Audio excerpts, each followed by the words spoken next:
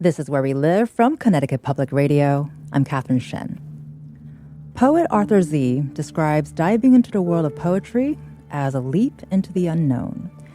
He was studying at MIT when he was first bit by the poetry bug, and it sent him on a life-changing trajectory. Even as a poet, his path was always a bit non-traditional. He spent his career translating classical Chinese poetry.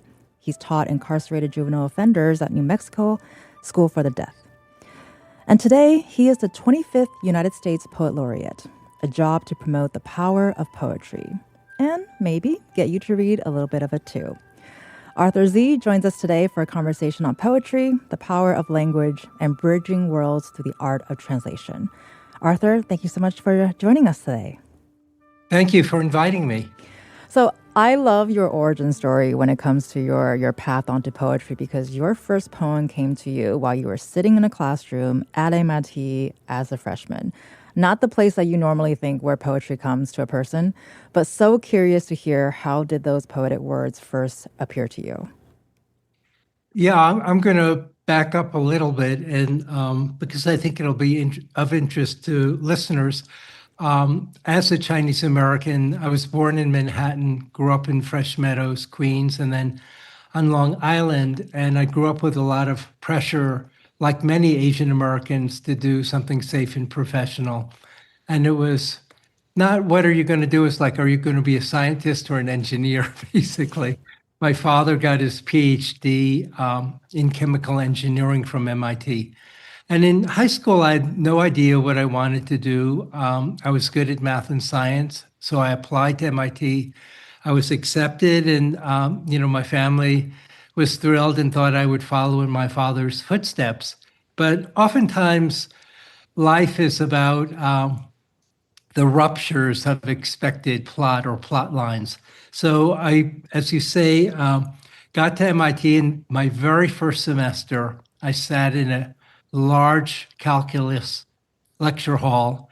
The professor had like 9 whiteboards. He was writing equations. And somehow I always think that I think of Thoreau saying most men lead lives of quiet desperation. I couldn't have articulated it then, but I felt really uncomfortable in that lecture hall. I knew I could do the mathematics, and I just flipped to the back of my notebook and I started to write. And so that was a revelation to me. And then the next day, I wrote some more and I wrote some more. And pretty soon I was writing all the time. And I knew that's what I really wanted to do. So I feel like poetry came to me late. There were probably seeds that were planted earlier. But in some ways, being in such an intense math and science environment made me quickly think about, is this what I want to do with my life? And I discovered that no, that I really wanted to pursue working creatively with language. And poetry is the most intense and musical form of language, immediately inspired me. Well, because you used the word ruptured, and I wonder if you were surprised that the revelation came to you at that point, because it was uncomfortable. And I'm kind of picturing ruptures happen when things build up and it finally explodes. And when that explosion happened to you, metaphorically in a classroom, were you excited about it? Were you afraid of it? Or was it a mix of various emotions? I was actually very excited and thrilled by it. I mean, and frankly, when it first happened, I had no idea what was going on, but I was just excited to be working with language. I remember that evening in my dorm room looking at the phrases I'd written and composing my first poem. And then it could have passed, right? It could have just been, oh, well, that was a one-time thing and back to, the sort of career path. But instead, a few days later, I was writing and writing and writing. And I knew instinctively on a very deep level that this is what I wanted to do. It was only scary in the sense that this was all new to me, but I never had doubts like, oh, like trying to second guess myself, saying, oh, is this, something that's just a mere incident and I should let it go. I knew very quickly that I was tapping into a deeper part of myself. And yeah, I knew, I think within a few months that this is what I wanted to do with my life. And we've had a lot of conversations on the show before about the connectiveness of arts and sciences and how both, I think to me, are really led by a sense of curiosity. And while you did not have a career in science, but you did kind of straddle the both worlds. And I do hear a lot from a lot of people who do that in the sense of our delineation of science and art, that the two things are really a lot more connected than we think. And I think we're still sort of in the process of sort of blending the two together. How does that sense of curiosity from both senses of the areas art and science come into play for you? Well, first, I agree that art and science are not as antithetical or in as much tension as many people believe, because there is that sense of curiosity, a sense of wonder. The really good physicists I know have a very humble recognition that there's such a small speck or part of the cosmos. And so I think in the beginning you might think, oh, mathematics, science has such a different sort of language to it that it's maybe in tension or even opposition with art.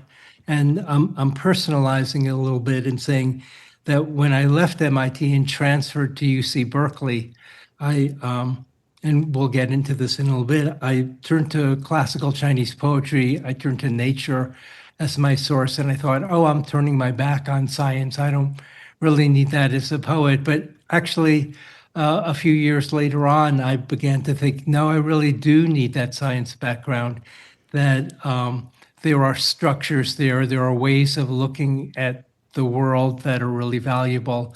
And why not incorporate the unpoetic or even anti-poetic into poetry? So scientific vocabulary, scientific structures, terms, things that I thought initially, in the first few months would not be of value to me, turned out to be extremely valuable in the long run. And the other thing I'll add is when I came to Santa Fe, New Mexico, I happened to become friends with a number of renowned physicists who are working at Los Alamos National Laboratory. And one of them was Murray Gell-Mann, the Nobel laureate who discovered the quark particle. And actually, the other physicist, George Zweig, who also simultaneously and independently discovered that subatomic particle.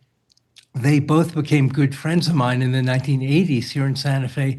And I had amazing conversations that were about discovery and wonder and sort of the cosmos that were very influential and helpful for me as a poet. So in the end, I might have thought, oh, I'm leaving science behind, but then in the long run, it's really become integral to how I work as a poet. Well, and then before we get into more of that, do you remember what were the phrases or words that came to you and became a poem when you were sitting in that classroom? You mean in the very first poem that I wrote? Yes. I don't, but I do know that that evening in my dorm room, I looked at those phrases and I thought they were inspired by a memory of looking at a painting by Modigliani.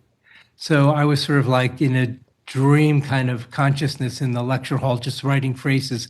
But I was really imagining looking at a painting.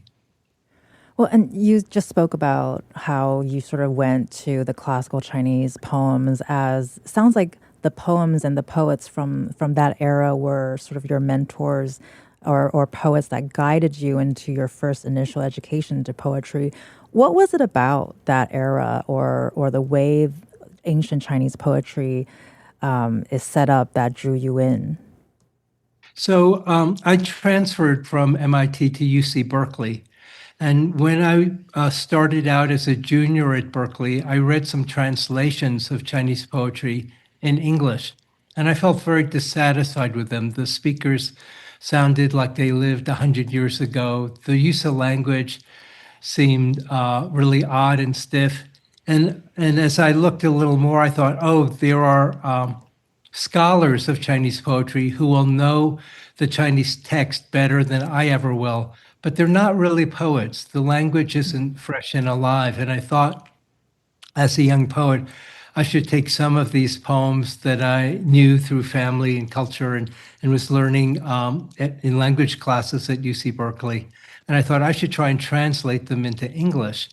And again, it was not a big plan. I started with a poem by Li Bai and a poem by Zhang Ji. And I remember struggling with translating them. And I went up to a TA who was teaching a conversational Mandarin class, and I asked him at the end if he could go over my translations. I wanted to make sure I was doing a good job. And he just totally lit up and said, I love these poems.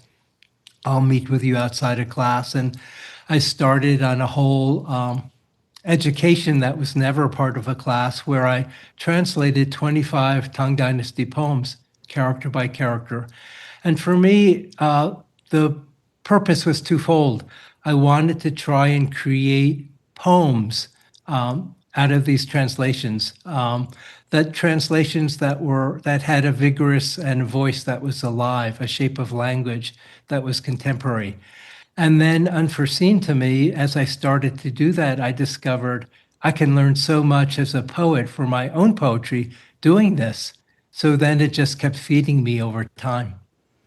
I feel like most big plans start off as little plans or plans that you didn't expect to happen, as you say, very unseen. And because translating in general is such a challenging endeavor, I have so much respect for anyone who does any form of translation because you have to consider so much. It's not just the words, it's the stories behind it, it's the history and the nuance and the context. Why do you think the art of translation has captivated you so much? There are so many reasons. So when I started to translate, I found that if I just read the Chinese characters on the page, I was outside of the poem. So I had to write out by hand, using my own body, each character stroke by stroke. And then I started to discover I was personalizing the language. I was slowing down. I wasn't just reading on the surface. I was slowing down and deepening the process of reading. And I like to say that I discovered translation is the deepest form of reading because instead of reading 20 characters and saying, I've got it, I would be writing out stroke by stroke each character, thinking about how did the poet choose this character and why the next one and why the next one and what is going on inside of the poem. And so for me, that became a thrilling process of discovery, and it helped me enlarge the possibilities of my own poetry. Do you think you were using your brain in a different way, or was it sort of? I don't want to separate your poet brain versus your science brain, but it feels like there's a complementary process between the two as you're translating. Yeah, I think. I was thrilled writing that first poem. I was thrilled translating. So I suppose I was prioritizing that side of my brain in doing that. Yeah. Arthur Sze is the 25th U.S. Poet Laureate, and he'll stay with us for this hour. Let us know if you want to hear more conversations about books and authors. Sign up for our Where We Read newsletter. It has a monthly rundown of what the Where We Read or Where We Live team is reading, and also includes highlights of some of the best author interviews on Connecticut Public. Listen back and find your next read at Connecticut Public or at ctpublic.org/where we read. I'm Catherine Shen. This is Where We Live. Stay with us.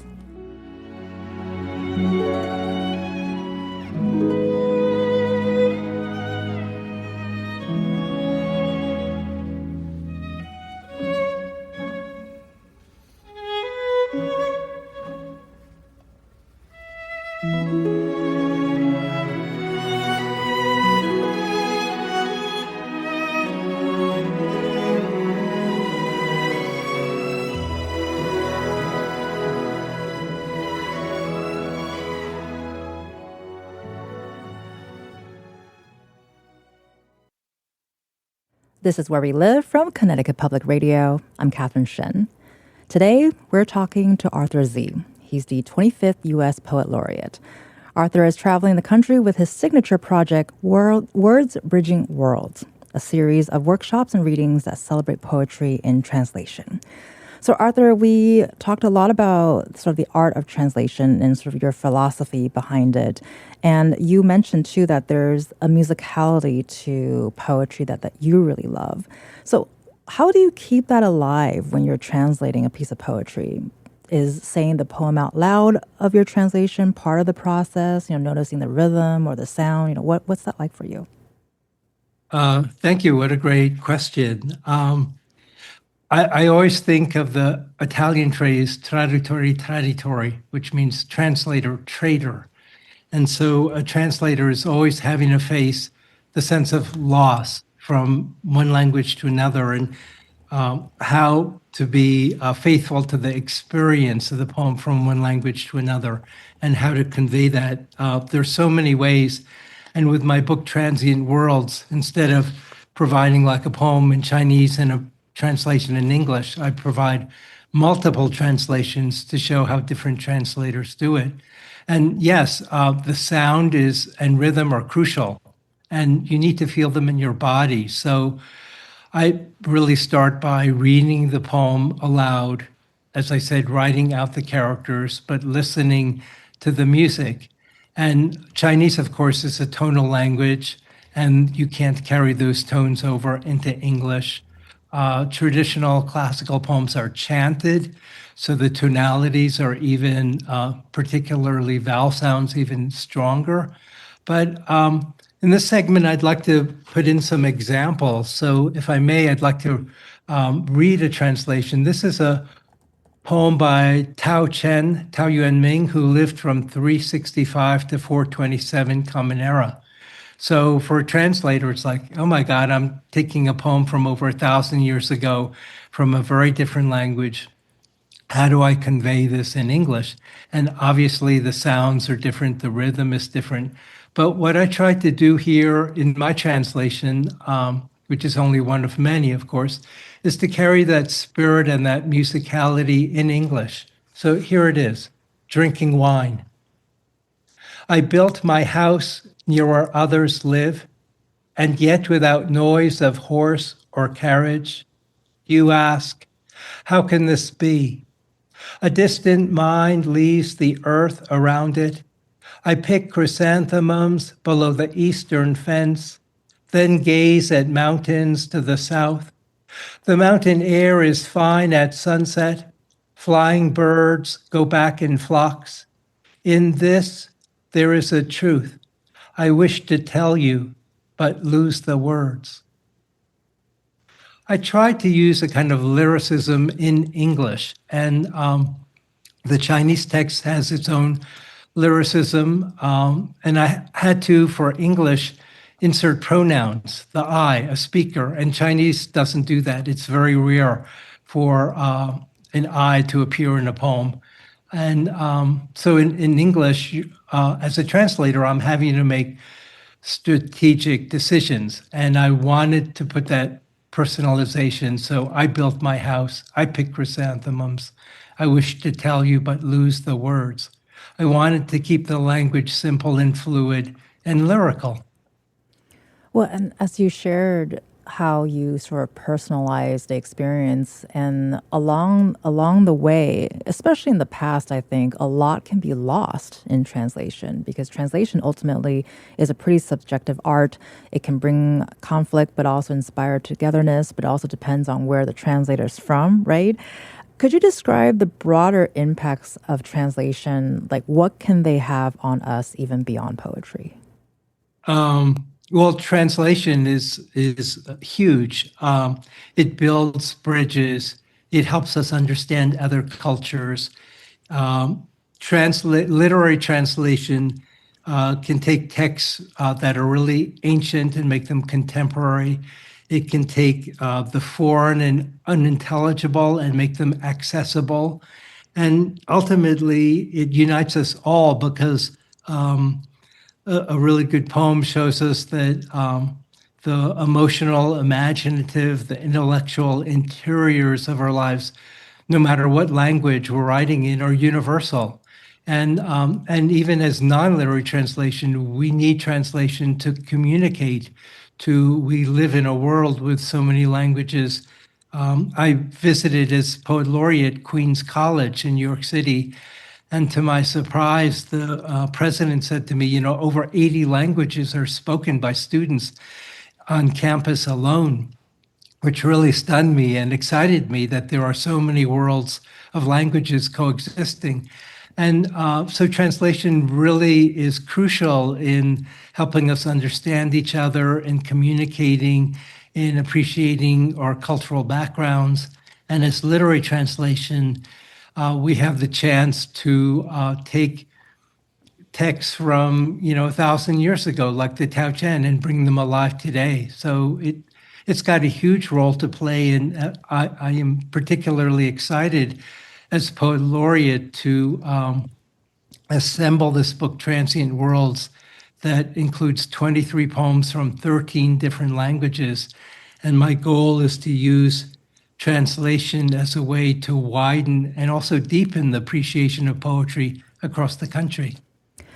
As you were sharing, I was just reminded that every time someone asks me the question, what superpower do you want to have? And it's usually flying or be invisible. And I'm like, I would love to speak every single language on this planet, because can you imagine not having to ever experience getting lost in translation? Right.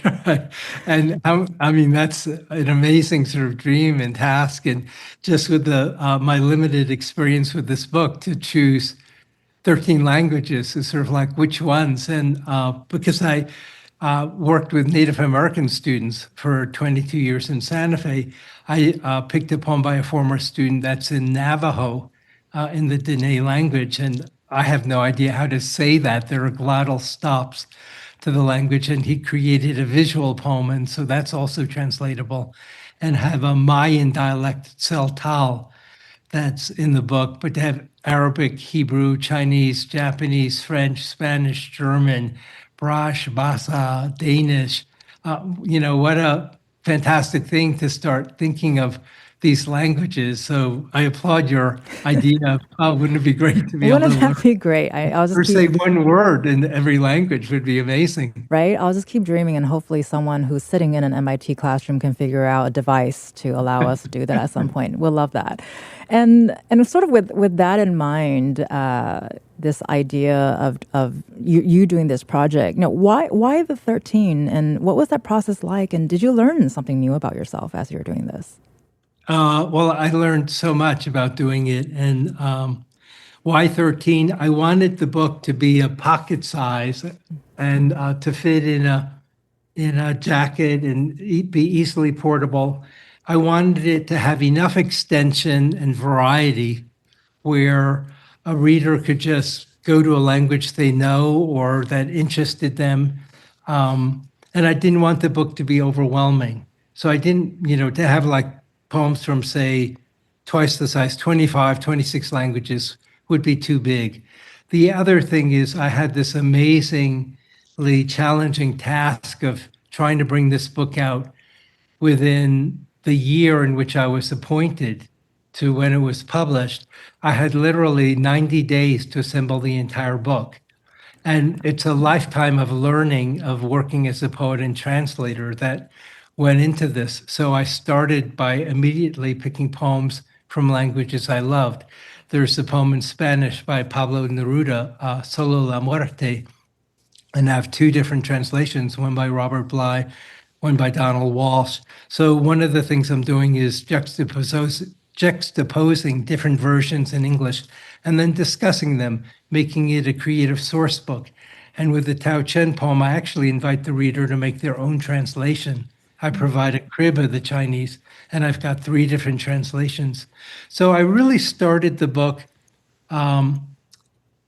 building it around the poems I loved from many different languages. Sappho 31 from ancient Greek. I don't read Greek, but I love that poem. And there are 4 different translations by Guy Davenport, Ann Carson, Mary Barnard, and Jim Powell. And I talk about how each translator finds something of value. And so as I grew the book around poems that I really loved, there's the great Rilke poem, Archaic Torso of Apollo, where it ends, "You must change your life And it's a stunning poem where Apollo enters this sculpture, and the viewers who come into a museum think they're looking at an object, and it's reversed, where the object is alive and animated, telling the viewer, you must change your life. It's kind of like when I thought about that poem, I thought that's the ending to the book. And then I didn't want the book to be like a novel or an essay where chapter 7 depends on chapters 1 through 6. So the structure of Transient Worlds is nonlinear. And I call them zones. So if you like French, you can go to a poem by Apollinaire and start right there. If you like German, you could start with a Rilke. If you like Chinese, you could look at the Tao Chen. So they're all independent but mutually interpollinating zones about translation, creativity, and language.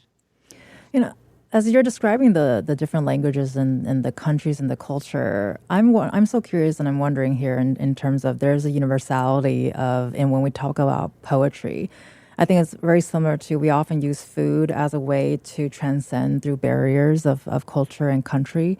Do you think poetry does the same? And why do you think poetry can do the same? I do think it does the same. I think of well, once you start writing, you approach poetry differently. And I want to say that in junior high school, I had a terrible experience with poetry where it was taught to be difficult, esoteric. And when I started to write poetry, again, it was like looking at language from the inside out. I would read poems and then think, how are they constructed and how did they become alive? And the reading became like a source of food. So I felt like I wasn't just reading, but I wasn't analyzing. I was literally organically digesting and feeding myself, thinking about, oh, I love these poems. How can they feed me? How can I draw nourishment and sustenance out of that? And I think then creating poems when feels the same. So when is reading poems from different languages, it's a kind of emotional, imaginative, spiritual source of nourishment. We know that, historically, in very difficult times, poetry has played a vital role to play. I think in the Second World War, I believe in Poland, certain phrases of poems were used as passwords to be able to enter to find people to sort of work together. And in ancient China, a poet has been executed for writing a particular poem. Poetry is taken really seriously, like this is language at its most powerful. So that sense of spiritual nourishment, I think, is clearly there. And as from the moment you realized this was going to be your path, it's both something that nourishes you and also something that you can work on professionally. Have you found yourself discovering new emotions during the journey, or maybe parts of yourself that you didn't expect to go deeper on? Yeah, absolutely. I think growing as a poet, maturing as a poet means maturing as a whole person. And it's not so much as like discovering a particular emotion, but finding nuances and depths and ways of expression that can amplify. Again, I sort of want to tie it to a poem, if that's okay. Go for it. And I'm going to, recently, I started to write a series of poems in the voice of different creatures. And this particular poem is called Jaguar Song. And obviously, it has anger to it. I was thinking about what would a jaguar say to the kind of developments that are happening that endanger their environments. So here it is. It's one run-on sentence. Jaguar Song. And it does have that deepening and articulation of emotion. Jaguar Song. Just after you sign and envision building homes on this tract, you smell me in the dark. Know that I move through this terrain at night, though you only think of building and selling. Even now you believe you can borrow my spirit by wearing a mask of my face on your face. Look at me. Delve into your fears. Is your deepest fear to be hacked strangled, or be strapped to an IV in a bed with no chance to die. I can grasp a turtle and break its shell with one bite. I can pounce on a deer and crush its skull and neck with my teeth. You slash and burn in the jungle, force the snakes and macaws to retreat. You even burn your own species alive. Look into my eyes. I am your mirror and transformer. If you destroy my species, I will shapeshift and hunt you in your dreams. The fingerprints of your hands resemble the black rosettes on my skin, and you will not escape. You will never comprehend the twin nights in my eyes.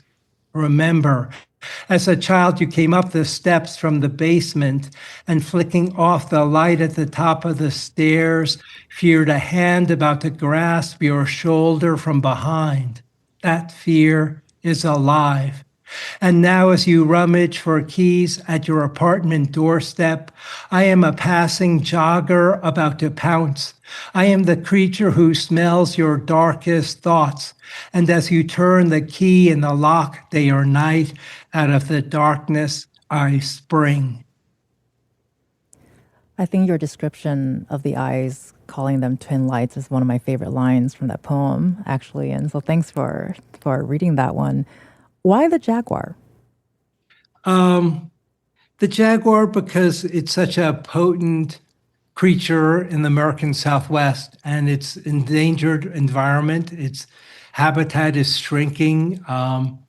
And so the trigger was actually reading about how these developers were building this huge complex of buildings, and they had no idea that it was part of a jaguar pathway, basically.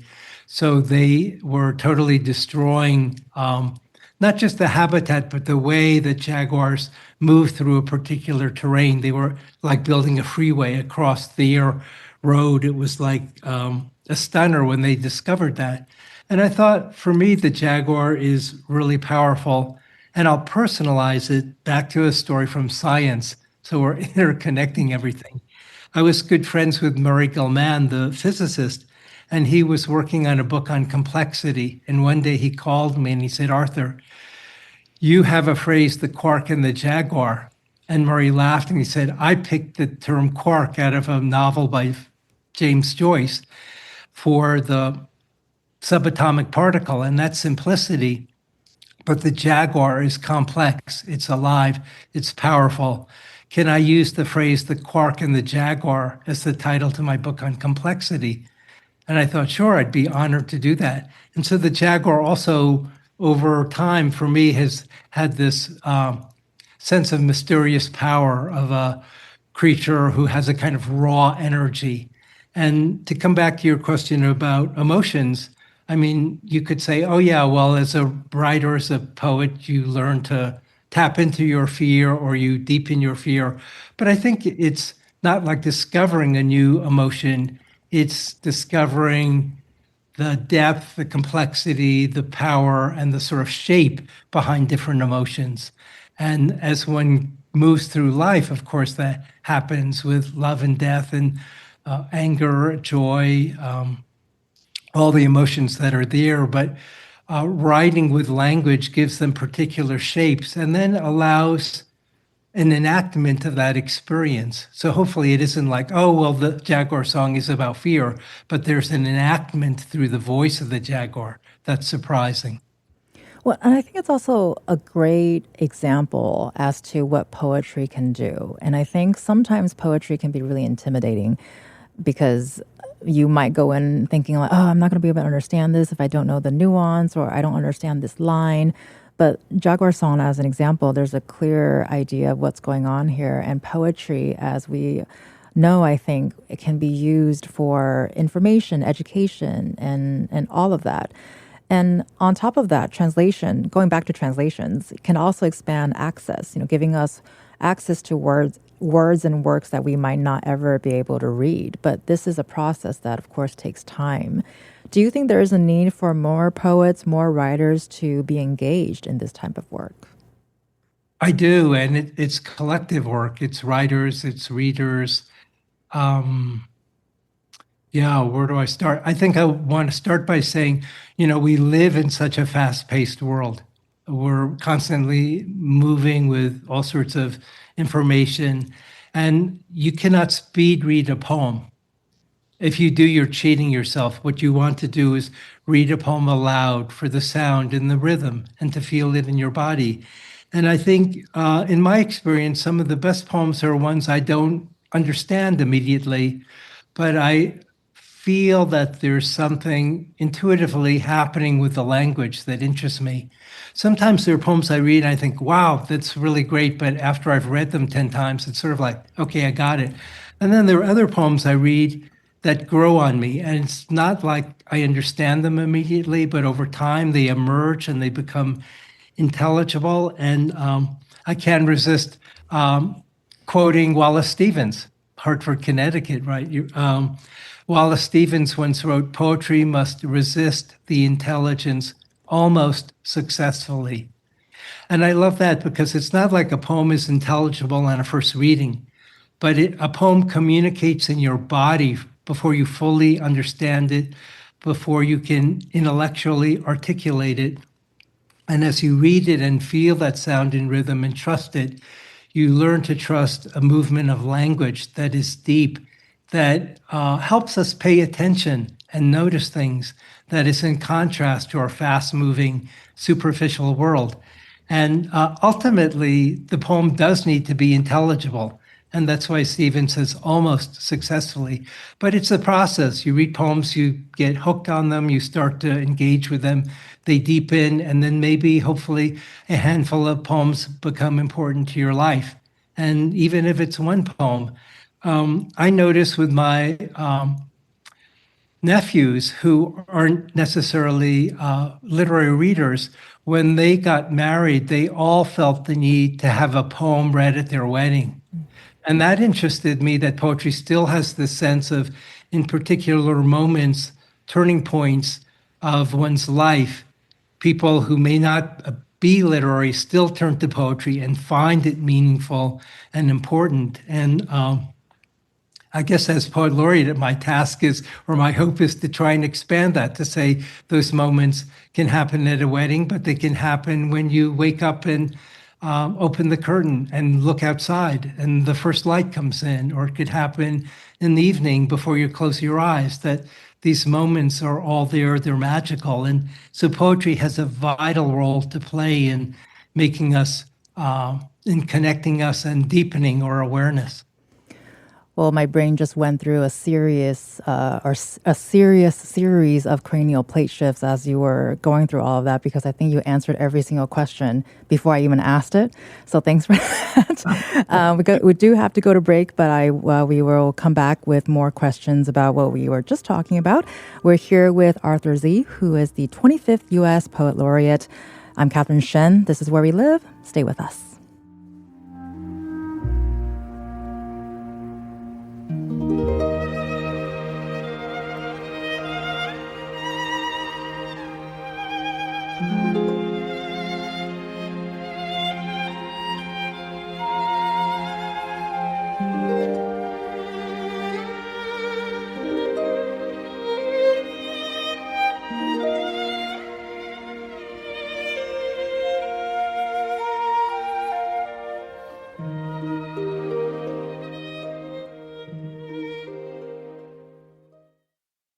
This is Where We Live from Connecticut Public Radio. I'm Catherine Shen. And we're back with Arthur Sze, who is our U.S. Poet Laureate. And I want to jump straight back to a question about your Santa Fe's first Poet Laureate as well. And it was because of a friend's suggestion that you ended up in New Mexico in the first place. So as somebody who has moved to places where I didn't know anybody, I'm so curious to hear, what did that experience shape you, or how did that experience shape you? Well, my life in Santa Fe, New Mexico, has been huge. I've been here 53 years. And when I first came, I had no idea that this was going to happen. Before I graduated from UC Berkeley, I had the good fortune to work with the poet Josephine Miles. And before I graduated, I told her I wanted to go somewhere in America I'd never been. I knew the East Coast a little bit, and I knew the Bay Area.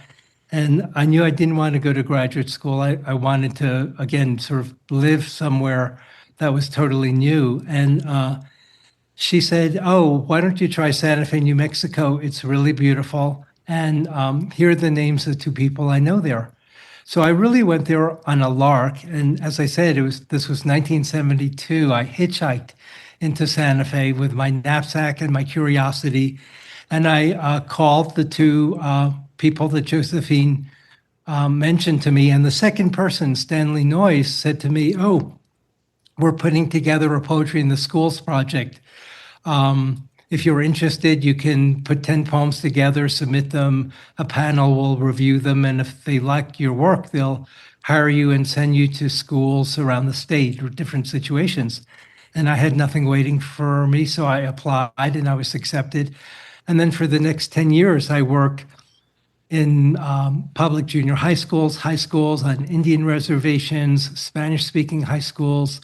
As you mentioned, I worked for the School for the Deaf with a sign translator.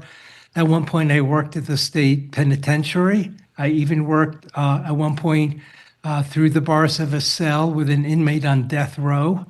I worked all over the state in amazingly varied situations. And it was in America I didn't know existed. And it was really thrilling to come to Santa Fe. And I felt an immediate affinity with Native Americans. The two of the first people I met when I came to Santa Fe were a Navajo jeweler and a Pueblo photographer. And they introduced me to other Native peoples. And I just was really excited and exhilarated to be here. And one thing led to another. And then in 1983, I got a job teaching at the Institute of American Indian Arts. None of this was premeditated. And 5 years later, the dean made me the head of the creative writing program, and I was the only one left. And he said, "You now have carte blanche to hire all the faculty, rewrite the curriculum. You know the students. We want you to build the whole program." So I was actually there for 22 years, and I worked with Native students from over 200 tribes across the United States. In 2006, I became the first Poet Laureate of the city of Santa Fe. And it hadn't been done before, so I got to invent all sorts of interesting projects of holding poetry readings in the Palace of the Governors at a historic site where poets read poems based on sacred or important sites. I held a language forum at the Wheelwright Museum of the American Indian. So one thing has just kept leading to another, and at this point, I'm pretty rooted here. Well, it sounds like all of the unexpected stepping stones led you to this moment. And we ended the last segment talking about how you found people looking for poetry in spaces that, and for people that you didn't expect to be looking for poetry. And as you work as an educator, and of course as Poet Laureate, outreaching and passing on poetry to the next generation of upcoming poets and readers, what does your approach look like? What's important for you to convey to our next generation of poets and readers?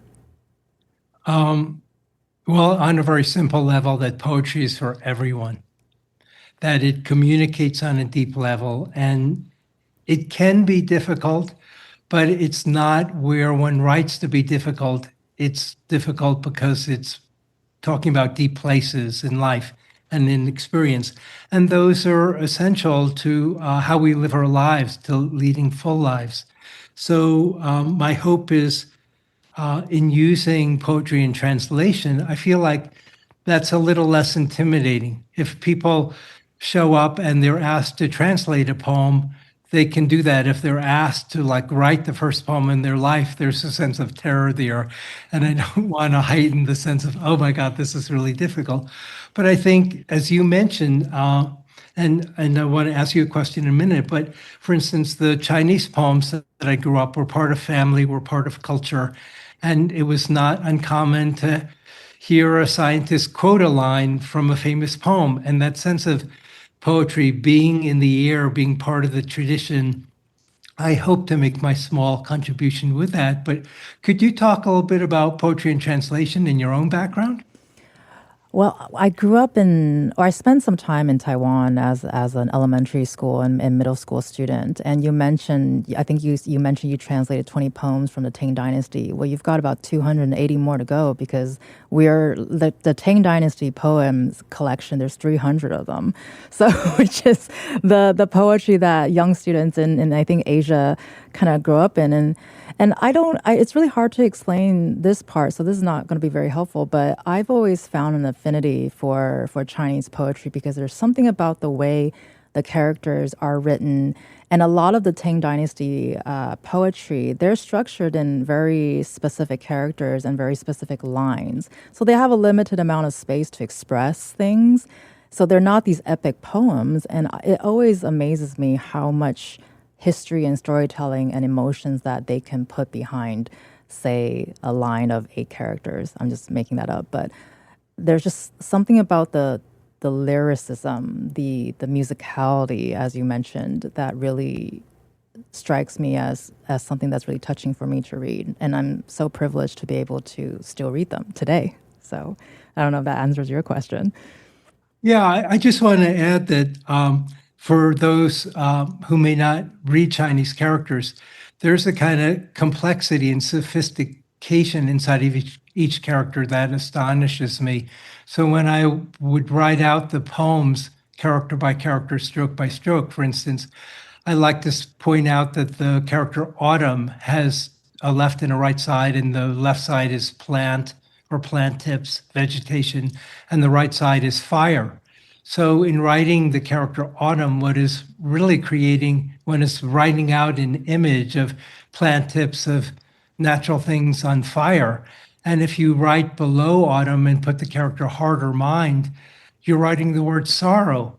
So when you write the word sorrow in Chinese, you're actually creating a metaphor through juxtaposition. Sorrow is autumn in the heart, and you're literally writing that out. So the kind of depth and complexity in a Chinese character alone is so powerful. And when you see a poet start to use those and orchestrate them, even if it's 20 characters for a full poem, it's really astonishing and breathtaking. Well, obviously, we'll have to have you come back and do a whole show just to talk about that because unfortunately, we're limited amount of time here. But just some final thoughts of any advice for listeners who may be intimidated by poetry. Got about 30 seconds. Well, I hope you will take a look at Transient Worlds and make a translation. That oftentimes that's the first step to writing your own poems. It's a little easier is to look at someone else's poem and think, okay, I know Spanish, I know German, let me see how I can do this. Let me play with language. And then my sort of trick is to say, having made the translation, write the poem you could only have written after having made the translation. Well, thank you so much. You've been listening to Arthur Sze, who is our U.S. Poet Laureate. Arthur, thank you so much for your time and for sharing your stories with us today. Thank you for having me on your program. And for our listeners, if you want more conversations on books and poetry, be sure to check out Where We Read by visiting ctpublic.org/where we read and sign up for our newsletter. And if you do make a translation, let us know because we would love to read it. I'm Catherine Shen. Today's show is produced by Tess Terrible. Our technical producer is Dylan Reyes. Download Where We Live anytime on your favorite podcast app. And thank you all so much for listening and happy poetry reading and translating, everyone.